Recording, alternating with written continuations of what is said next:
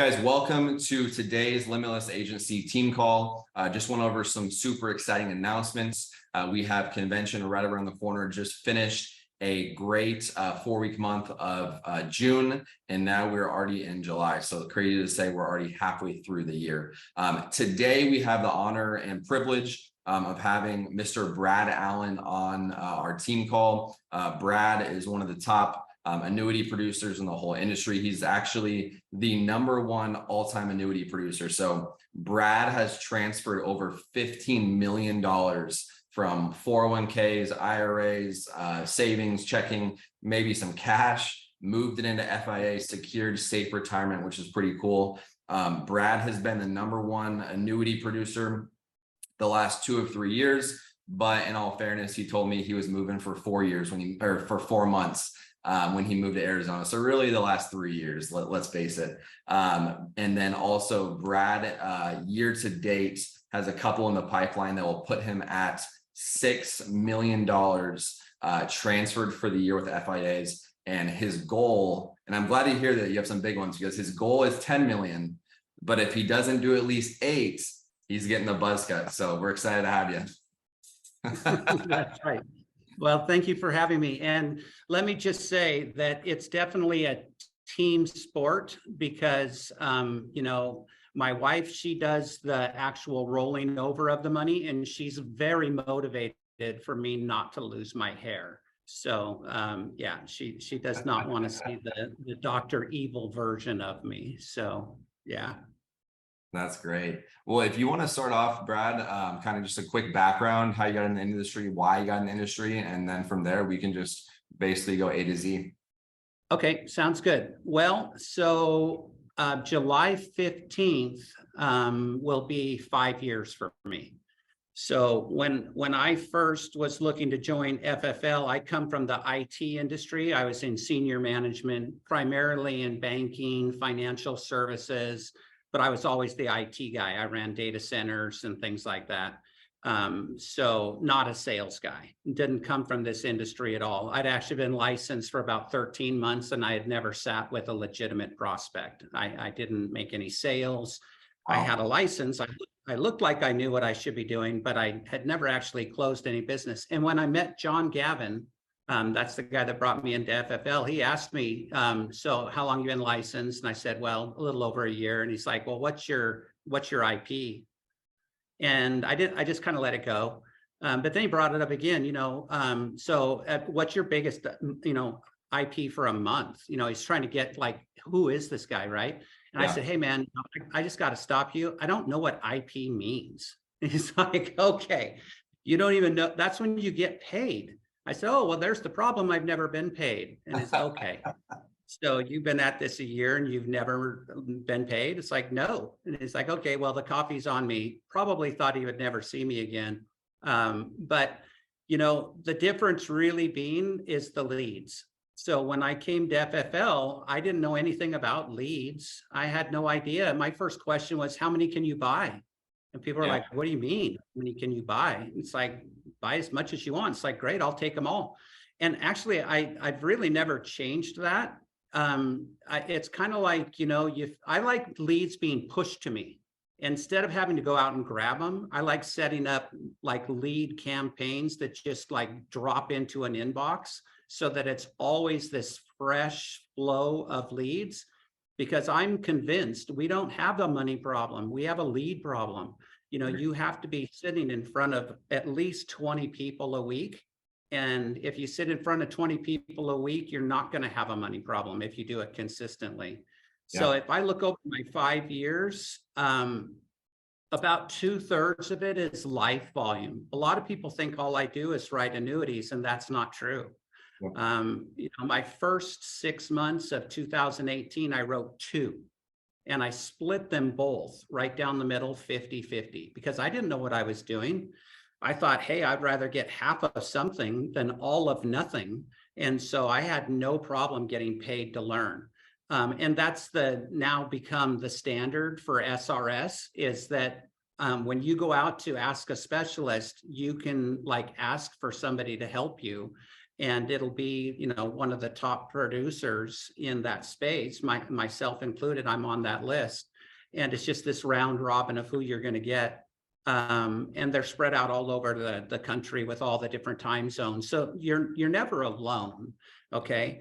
But it just gets easier with time. Like my 6 months, I did 2. In my first full year in 2019, I did 6. So I wasn't really like killing it coming out of the gate. But in 2020, I figured, all right, it's go time. I did 515 families in 2019, my first full year in the field. And I said publicly, I think I can double. Kind of like what I just did with the annuity thing. I think I can double. I should just really stop doing that. But I really believe that there's so much more to be accomplished. I feel like I'm getting stronger every day. I'm still learning all the time. And I think that that's probably a good way to be.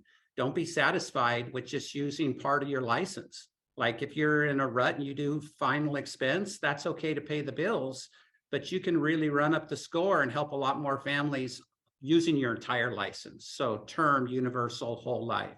Medicare supplements and annuities, and then obviously building your team. And you know, there's 6 ways to get paid. Why only do a couple of them? Because it's not that hard. So in 2020, I did 72.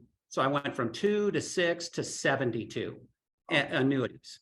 And then I've just really kind of stayed on that pace, and you get better. Repetition breeds familiarity. The more you do something, the more you start to like anticipate an objection, and you head it off before it happens, right? So like on the annuity side, the objections are, well, hey, my money's going to be locked up, right? So like what's the catch to an annuity is liquidity.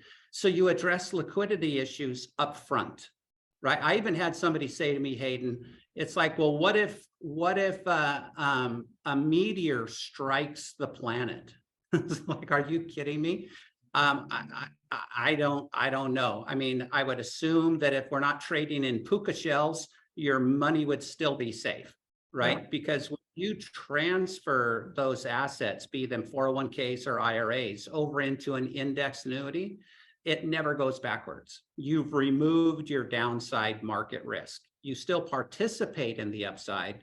You just don't participate in the downside.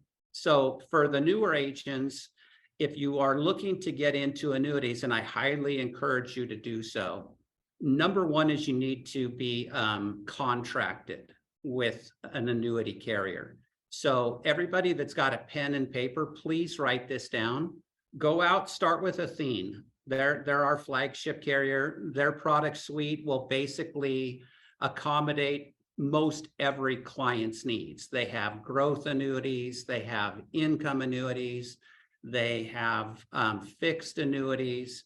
So they pretty much got the product suite. It would be like if you're going to pick one carrier on the life side, you should probably pick Americo. You know, they pay well, they issue instantly. We have a great relationship. They're very similar. Like on the life side, it would be Americo. On the annuity side, it would be Athene. So you need to be contracted.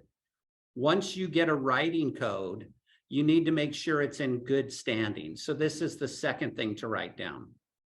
First thing is get your writing code. Second thing is to make sure that your writing code is in good standing with the state requirements. There could be a best interest test that you need to take. It's not hard. You can't really fail, and it takes a few hours, but you need to get through that best interest test with the state that you're in. And then you need to test out on 3 products at a minimum. Number 1 is going to be Performance Elite. Okay, so make sure that you pass the test.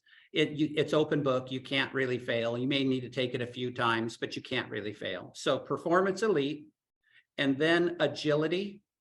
Okay, Agility is their income annuity that at the end of the term, 7 or 10 years, 15 years, then you turn on a paycheck for life. So Agility. Then Ascent, Performance Elite, Agility, and Ascent. And Ascent is another income annuity that you can annuitize after 30 days. So if you want a paycheck for the rest of your life, you don't have to wait a year. You just need to get through the free look. Yes, annuities have free looks. Yes, annuities have chargebacks. Yeah. If you have a client that removes their risk and puts their money in an annuity, less than 1% ever charge back, because they just got over the mental hurdle of jumping, quote, out of the risk game. And so they're not eager to jump back into the risk game. Things can happen. People can die. I've had a couple of annuity clients pass away. And if it's 6 months in a day, it's only half a chargeback. If it's 12 months in a day, there's no chargeback. And again, chargeback ratio on a life side is like 30. Yeah. On annuity, it's like 0.3. It's almost nothing, right? And most people write in annuities won't ever see a chargeback. yeah, and guys, to clarify, if you're new, what he means by that is the whole liquidity thing he talked about in chargebacks is when these people, when they pass, all the steps and they transfer their money, one, they're pretty serious if they're actually transferring their money. But once it goes in, basically you have a 30-day free look. And then if they withdraw anything typically over 10%, they get crushed with penalties. And so that's what he means. Instead of just having your money in a bank account where you can take it out whenever you want, with the annuity locked in for 7 years, 10 years, 12 years, you can take 10% every year, but anything else, you're getting penalized. So with chargebacks, no one wants to, get crushed on their money with penalties. They're probably going to leave it in there.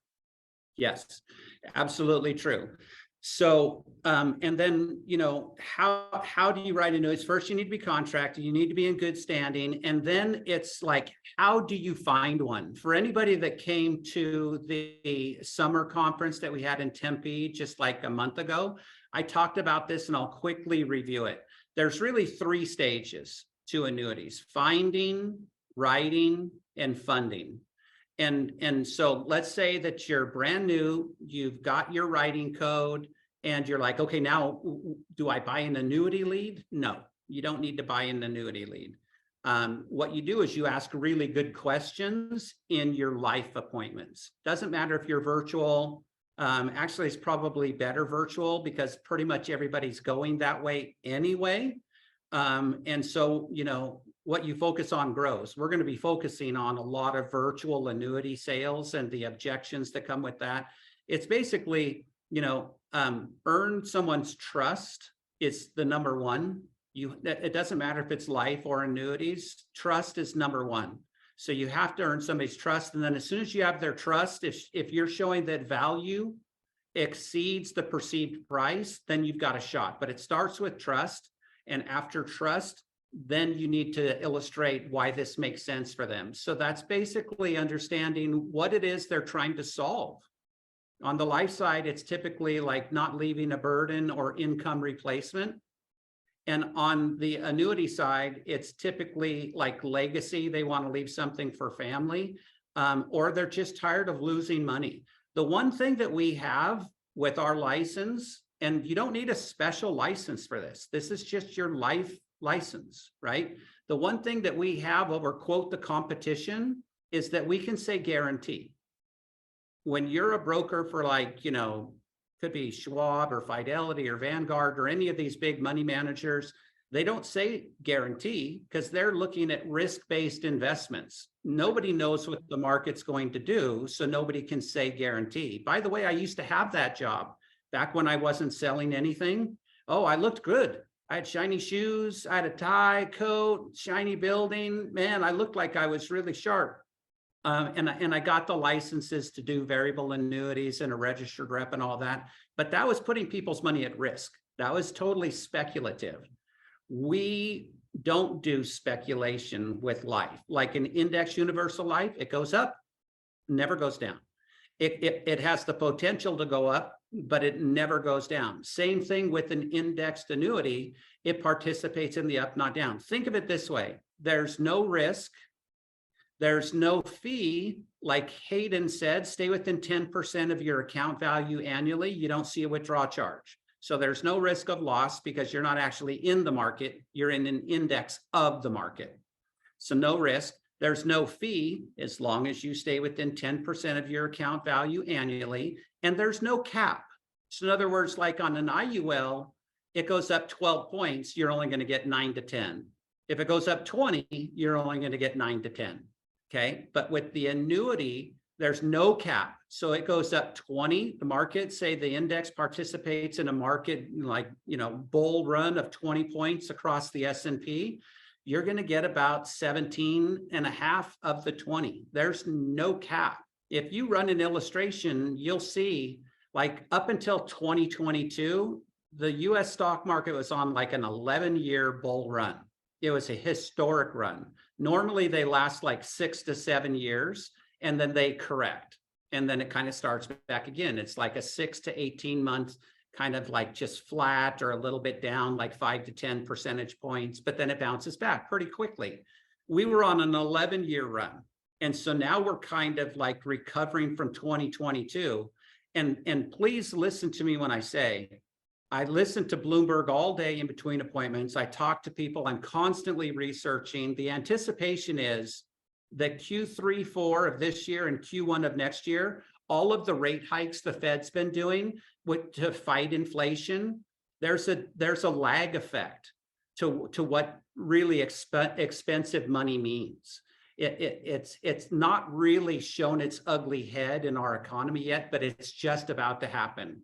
So you couldn't be in a better spot than you are right now. And the fish are on.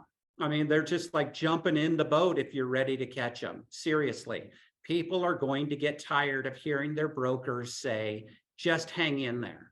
It's going to bounce back. The Fed's going to pivot any minute. We're going to start seeing free money any day now. They can't say guarantee. They're just using basically the fear of missing out, the FOMO, right? You don't want to miss it when the market bounces back, Bob. You've been with me 10 years. We did really well. Last year was weird. It's going to bounce back any minute. You don't want to miss it, right? That's all they have. That's all they have. And so it's a timing thing. You just need to keep dripping on these people. But here is like finding, writing, funding. So how do you find an indexed annuity opportunity? And this is how, over the last 5 years, I found easily 60 to 75% of all the annuities I've written. And I've written probably, I would say, around 200 and something at this point. Okay. Pretty good sample size. Yeah. And it's through the questions that I ask in my life appointment. So like, if we could just for 5 minutes, could we role play, you and I, Hayden? Yeah, you're going to be my client. And you're going to, well, let's just say that you are exactly who you say you are, but your monthly income is 10K and you spend 5K and you've got 5K in the bank, but you're sitting on about a $200,000 401k that's just been sitting there. That's who you are financially, and you're super healthy. Cool. All right. So when we sit down and I do my financial inventory, it's like I take the lead and I flip it over and it's a blank page. And I draw 2 lines separating it into 3 different sections of equal size. And in the left-hand margin of that blank page with 2 lines on it, on the top, I write a $sign. And in the middle, I write an I. And on the bottom, I write an H. Okay, I don't print out any of these special, templates or anything, because I just kept forgetting to print them out. So I just winged it. And now I'm consistently in my winging. It's always the same, whether it's a Medicare, final expense, mortgage protection, annuity, all of my appointments, the financial inventory is the exact same. And this is what it is. All right, Hayden. So household income, what do we have monthly after tax? Just the best guess. About 10,000. Okay, great. And then your mortgage, you own the house, right? Yep. Yeah. So what's your mortgage go for? Let's say about 3,000. 3. And do you have any HOA? It's about 3,000 with HOA. Okay, got it. And then utilities, I'm not looking for like water, power, sewer, gas, TV, all of the blinking lights. You don't need to grab a spreadsheet. Here in Arizona, we've got hot and hotter months. Most of my clients in a house this size, it's about $500 a month. Is that pretty close for government work? About $500 for utilities? Yeah, I'd say so. Okay. And then do you have a car payment, Hayden? No. Okay. And so car insurance? Probably about, I would say another 1,500 on car insurance and like food and lifestyle. Gotcha. All right. And so the car insurance is like, for one car, it's usually like $100. So 1,500 a year. So like 110. Then do you have any credit card debt? No. Okay. And then food is like $200 a person. So about 500 a month for your household. Yeah, I'd say so. Okay. And then cell phone, everybody's got a cell phone. Yep, another 200. Okay. And then do you give to like friends, family, church, any reoccurring charity? Maybe for the year, a couple, like 3, 4, 5,000. Oh, great. Fantastic. I love to see that. Yeah, it's nice to give back. All right. So let's see. So monthly, that's going to be probably about 500. So let me do the math there. Looks like you have about 500 after you pay, or 5,000 rather, after you pay your bills. So if you look in the bank, household, checking, savings, liquid cash, everybody in the pool, what's an average, like any given Tuesday in a month, what do you normally see in the bank? I would say like around 5,000. Okay, great. Yeah, I've sat in thousands of appointments. Your numbers look really good. So what I do is like, what do you make? What do you spend? What's left over? I say for most of my clients, 10% is very comfortable to protect their assets. And so I know what your budget is. I just don't know who would actually take your budget, but good for you. I'm a broker. And so I don't really have to make your requirements fit in any one product suite. I can look across these like 16 A-rated carriers I have to find the best solution to protect your assets. So the next part here is, oh, and let me pause. So we're out of the role play for a second. The reason I asked about money in the bank is twofold. Number one, I want to know if they're savers. And if I'm going to make a recommendation on a life product, I want to know if they have money in the bank. Are they going to be able to like make the first premium? Because I don't future date anything ever, because I could have somebody die on me before the premium's pulled and then they're not covered and everybody loses. So I never future date. Okay. So I'm asking that question about money in the bank is, or can they make a premium? And the second reason I'm asking for money in the bank, liquid cash, is do they trust me enough to tell me? Because if they don't trust me enough to tell me right off the bat, then I've got problems. The rest of the appointment's not going well if they don't trust me. And I've had plenty of people tell me, you don't need to know that. Just give me the price, right? It's like they're trying to take control of my appointment. And I don't let anybody grab the wheel. I don't want to end up in the ditch. Only one person can drive, and that's me. It's their house, but it's my appointment. Yeah. So I politely take back control by saying, perfect, I totally understand. Let's do this. That's my way of grabbing control back in an appointment. When somebody gives me an objection and they're running down a bunny trail trying to take control, it doesn't even matter what they're saying. I acknowledge it, typically saying, I understand or perfect, and then let's do this. That just like refocuses everybody and I'm back in control of the appointment. So that first section of the 3 sections, that's all about money. And don't be confused. People buy on price. They do. They all buy on price, whether they're making a, $20,000 a month or $2,000 a month. Everybody's got a budget. So you might as well figure that out first. So if you're starting with health questions, you could have the healthiest person in the world, but if they've got no money, you're going to just sit there and waste a bunch of everybody's time. So you need to know what you're working with financially first. And when you see a big number in the checking and savings, like let's say you go to somebody that's 75 and they're really sick, but they've got 180K in the bank. Well, that used to really frustrate me. Now it's like, no, we're just going to self-insure for you. Hold on to your monthly premium just for like an AIG policy. No, we're going to put you into like a 50K annuity. That'll be your final expense policy. So don't get frustrated when you have somebody that's elderly that's sitting on a load of cash. Start thinking annuity opportunity because it's a total laydown. Okay, so that's the first section. And the first way of finding an annuity is just money in the bank. Right? You can write an annuity that is non-qualified. Post-tax, you don't mix money. You don't mix pre-tax like a 401k with money in the bank. They have to be separate. So now the second section of finding annuities is, what do you have that acts like insurance? If you were to pass away, Hayden, do you have anything that acts like, we're back in the role play, by the way, now. Yep. So do you have anything that acts like insurance, like a 401k or an IRA or a money market, a CD, stocks, bonds? Do you have anything that could like cover your risk, Hayden, if you were to Yeah. pass? Yeah, my 401k, I haven't checked in a few days. Let's say it's ballpark at like 200,000. Wow. Okay.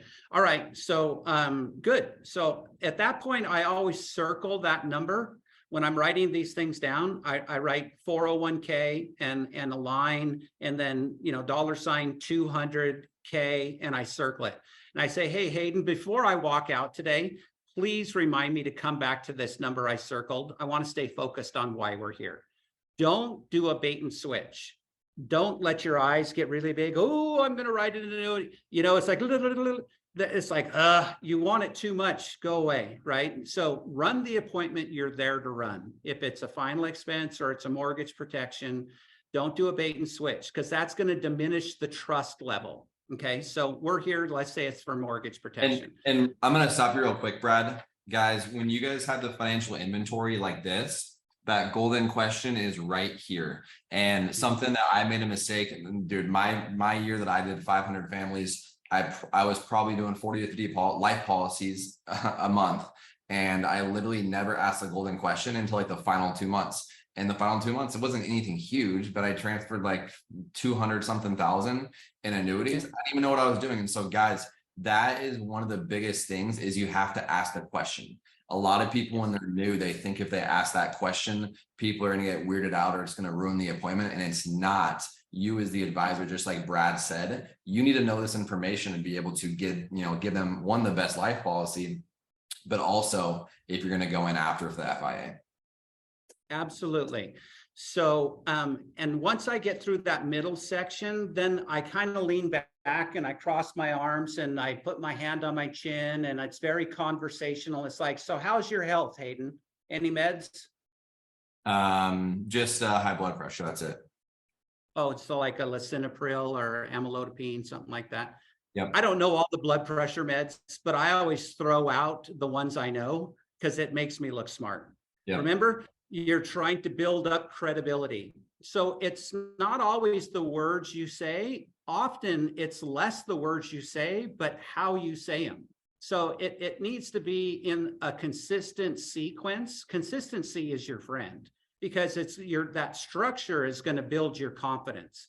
And so it may be scary to ask somebody how much money they have in the bank. I wouldn't start off with, hey, Hayden, how you doing? And it's this really nice house, nice green grass. How much money do you have in the bank? I'm not saying you do it that way, right? It's kind of like, get this system down, get your structure down, be consistent, and be kind of like you don't even care. Be kind of nonchalant. The way I train my agents is like, if you were in a fender bender with somebody, you have to exchange insurance information. You're not sitting there chatting on the side of the road. You're not looking to make a friend. And you don't want to be super angry because you may not get the information.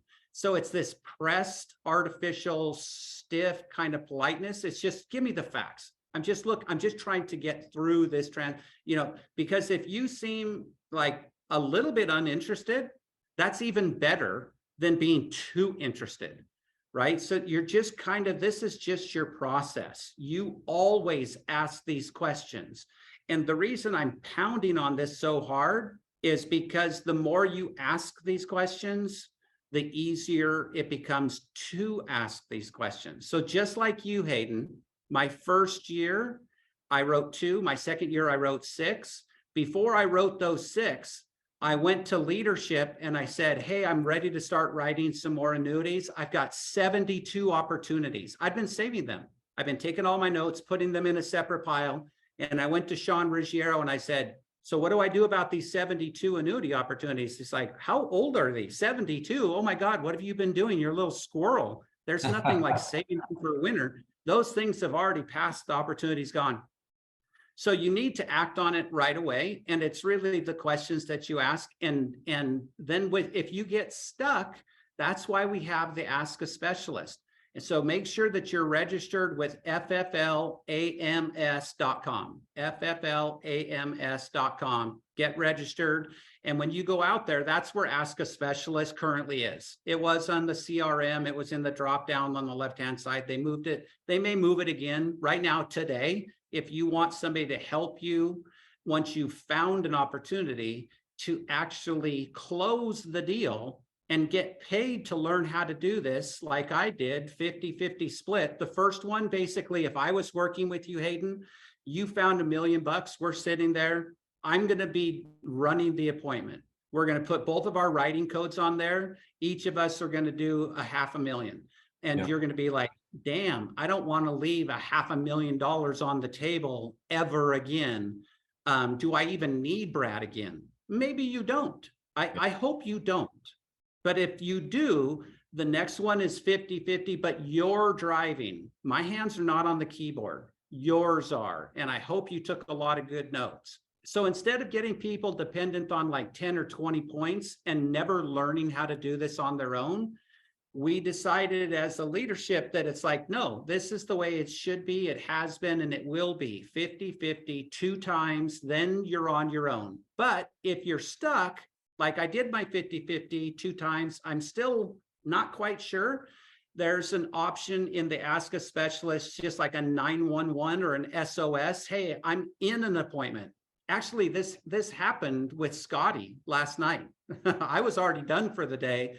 And so the process isn't quite being completely adhered to yet, and we need to drive people into process, but we've already worked together on other deals, so I don't feel bad. But he reached out to me. I jumped on a call and he's like, was this a yes or a no? See, he's really close. He knew it was yes, but he wanted to make sure it was yes. And it really is that simple. Once you've gone through writing these apps a couple of times, they're just writing apps. Yeah. The main thing is finding it. And you can't find it unless you're focused on finding it. So, whatever you focus on grows. And I'm highly encouraging you. As a matter of fact, I'll put a challenge out to the team. All right, so I'm halfway to my goal, and I'm willing to shave my head if I don't double my production from last year. I would love to see some people like put some skin in the game. Who else is willing to shave their head if they don't double last year's annuity production? I mean, if you're 0, it shouldn't be that hard, right? All you got to do one. You just got to do one. But I'll tell you what, if you're getting paid 5+ points on the money that rolls over, and you roll over like just $1 million in a year, so that's like, what, $100K a month, which isn't a lot. That's like a couple of small ones or one, decent one, 100K. And not every one of them issues. So let's say you write 12 100Ks, a couple of them don't get through, but you get to $1 million. That's an extra, what, 50K, 55K in your bank account. Yeah. And this is my message to the managers in your group, Hayden. Don't you think that you would rather have more happy agents that are getting paid? Because I know for myself, on the life side, it's kind of one and done, and I'm staying ahead of the chargeback, and it's like there's no quitting, because if I take a few days off, then my momentum's gone. Maybe I get a chargeback. Now it's in my head, and now I'm feeling right? But when I've got those chunky deposits from the annuities, it's like, oh, well, the average annuity is going to pay me like 13.5 families on the life side. And that's a little cushion for your agents. So then when they get a bad week or, a bad couple of weeks in a row for whatever reason, distractions typically, they've got that little like cushion to fall back on. And don't you as an agency owner want to have happy, thriving agents? Well, happy, thriving agents are agents that are getting paid and not worrying about going out of business. So lead by example. If you're a manager with agents looking to you for what to do and you're not writing annuities, why would they? And don't feel bad. I'm not like calling anybody out. I'm not shaming anybody. It's not any one group. It's across the entire Family First Life landscape. We have less than 5% that do this. With our workforce, here's the thing, guys. We should be New York Life. We should be Mass Mutual. We should be Prudential. With as many young, hungry entrepreneurs that we have, if we just start to focus on this, we were the market disruptors on life. We should be the market disruptors, period, in our space. I'm looking forward to the day, and I've already put a prediction out there to Sean Mike. I said, if we do exactly what we did on the life side, on the annuity side, before I retire, which by the way, I'm looking at doing like another 10 years, so I'm not going anywhere. Okay. But if we double like we did on the life side, we'll be protecting over $100 billion a year in 6 years. I've already done all the math. I've already thought about all the ways we can do it. And it's this conversation right here, right now, is where it needs to start. Because our biggest asset we have as a company are all the people that are tuned into this right now. Nobody else has what we have. We've got so many young, hungry, smart, driven men and women that can go out and protect retirement accounts at such a clip that we'll be just like blazing by these other people that are, quote, competitors. We already did it on the life. We have the blueprint. Now we just need to slightly shift our focus onto the SRS stuff. Think indexing is your friend. If you're running an illustration, then why aren't you writing an application? Because when I run an illustration, that means I am writing an application. I'm not a quoting machine. As soon as people see these numbers in an illustration, anybody that's written IULs and done an illustration knows this to be true. That's when you seal the deal. When you look at this non-guaranteed, if the market performs as it should, look at all of this tax-free cash that you can access in your IUL. It's the same on the annuity side. Look, I've eliminated your downside risk. And look, there's no ceiling on your upside growth. It's kind of like if you went to Vegas. Think of this, Hayden. If you went to Vegas and you were playing blackjack, and every time you won, you got half the pot. It's like, well, that's not fair. I just won. I only get half the pot. It's like, no. But when you lose, you don't owe anything. It's like, oh, really? So I actually never lose what's in my pile. And when I win, I get half of what's in there. Oh, okay. New question. Right. Can you please deal faster? Yeah. because I never lose. I only go up, I don't go down. So, and using these little stories, people in appointments love stories. So find somebody you know that's done these things and ask for help. All right. So you want to do some questions? Yeah, let's do them. If you guys have any questions, let's drop them in the Q&A. First one I got in here, Brad, is can non-resident aliens with a social or ITIN qualify for an FIA? Hit you with the hard one to start out. I don't think so. They're with a theme, okay? With a theme, because it's always a question, are you a US citizen, yes or no? And I have yet, in the thousands of appointments I've run, I have yet to find somebody that's in that situation waiting on their green card that is a prospective annuity client. So I guess bittersweet.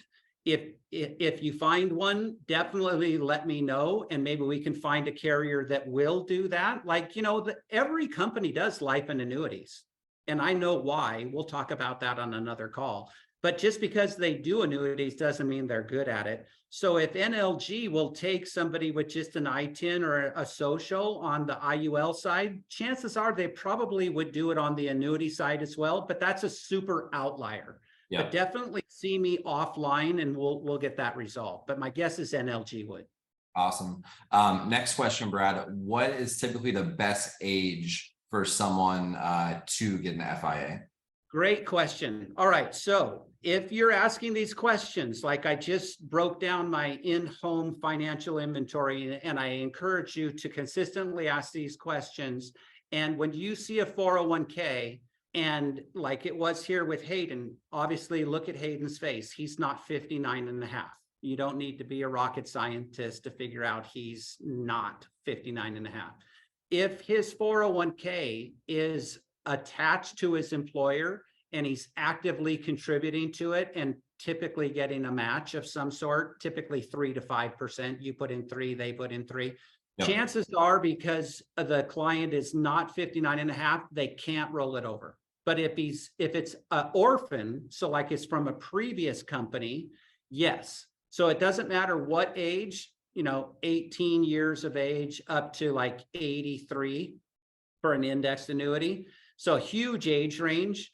But if they're 59.5 or younger, so they're 59, like tomorrow they're 59.5, but they're not there yet, and it's currently attached to their employer, chances are they can. But if they're 60 or they're 59.5 and older, and it is attached to their employer, then most likely, like 99% of the time, you can roll that.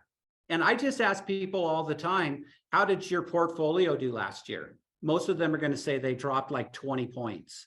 Yep. And nobody likes dropping 20 points. So that's your ace in the hole right there. Perfect. I think, yeah, Bianca, that answered that question too. So younger than 59.5, just kind of depends. Another question, Brad, we talked about Athene's top products. So we have Performance Elite, we have Agility, and we have Ascent. And so Performance Elite, that's really going to be the go-to if we just want maximum growth, correct? Correct. Yes, very good. So the Performance Elite is the growth annuity. Okay. Right. And then the Agility and the Ascent are the income annuities. So in other words, when you annuitize it, they're going to give you a paycheck for the rest of your life. Kind of like Social Security is an annuity, a pension is an annuity. Annuities have been around since the Roman times. Yeah. So most people, when they hear an annuity, they think paycheck for life. So the difference is the Performance Elite is the growth, and the bonus, check your state, it's probably going to be between 14 and 16%. But think about this. If you're sitting like I'm sitting with you, Hayden, and last year your 401k that's not attached to your employer, that's 200k, that you want to protect because last year, January 22, it was like 250. But right now, today, it's 200. And you're like, I'm just tired of losing money in this thing. I didn't even know I could protect it. Right. So it's like, how much of that money are you willing to lose? People are going to say none. Right. And so your next question is, well, then why isn't it protected? If I showed you a solution that you participated in the market's upside, but not the downside, would that make sense to you? So let me set an appointment a couple of days from now, and I'll sit back in front of Hayden and he'll grab his statement, and then we'll go ahead and see what an illustration looks like for them. But the finding is the most important part, because if you don't find it, it doesn't matter if you know how to write it or fund it, because you're not looking. And anybody that's been doing any life volume with any leads, with any business model, in-person, virtual, hybrid, if you haven't written an annuity in 6 months, I can guarantee you 100% it's because you're not asking the questions. Yep. Because if you're asking the questions, you will find them. You just have to be consistent. Yeah. One more question here, Brad. I know your time is valuable. And then one more thing I'm going to say here. We're going to have people, majority of the people be watching this on recording on YouTube after, but for the people that are on here and watching it, I just thought of a challenge. And if you've never written one or you only written a couple, why don't you go back through your book of business? And something as simple as saying, hey, Brad, this is Hayden. I don't know if you remember me. I'm your life insurance agent, mortgage protection, final expense agent. Just wanted to check in. How you doing? Great. Hey, there's something that we just added to our business. It's the Simpler Retirement Solutions. And then basically go into if they have 401ks, IRAs, stocks, bonds, etc. And guarantee you make a couple hundred calls to your existing clients, you're going to find opportunities for sure. Absolutely. Okay. Last question, Brad. We run into someone who has an annuity currently, and we want to see if we can get them into a better situation. Can you talk about things like withdrawals and bonuses and all that kind of stuff to make it make sense? Sure. So sticking with the Athene product suite, you cannot replace an existing annuity unless you put them in a better financial position, at least by 2 percentage points, 1, 2. Okay. And that's real money, real money. not an income bonus. So like the Agility and the Ascent, they give you a 25% income bonus, but that's just a bigger paycheck for life. It's not an actual like money in your account day one. That's the Performance Elite. So if you're replacing an annuity that has a surrender charge, let's say it's like 4%, because they've been in a 10-year, like 8 years, they still have 2 years left, and it's a 4% surrender. And in your state, it's a 14% bonus. So they're going to leave 4 behind. They'll end up with a net of 10.